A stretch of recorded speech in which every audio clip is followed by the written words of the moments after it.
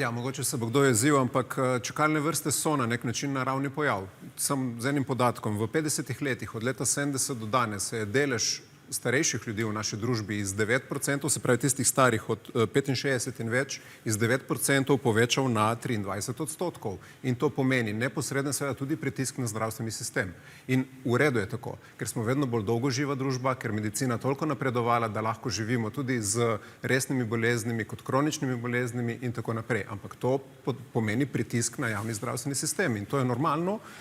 Je pa res, da se tudi zaradi tega v bistvu te rezultati, ko jih gledamo, povečanje števila zdravnikov in tako naprej, so v bistvu, zato sem rekel, da je naše zdravstvo v dobri kondiciji, ker glede na situacijo in okoliščine deluje še relativno dobro. Kar se tiče vsega ostalega, pa absolutno primarij, okrepitev vloge družinskih zdravnikov, ki bodo delali seveda in ultrazvoke, in EKG-je, in ostale osnovne preiskave, zato da ne bo tako velik pritisk na sekundar in terciar.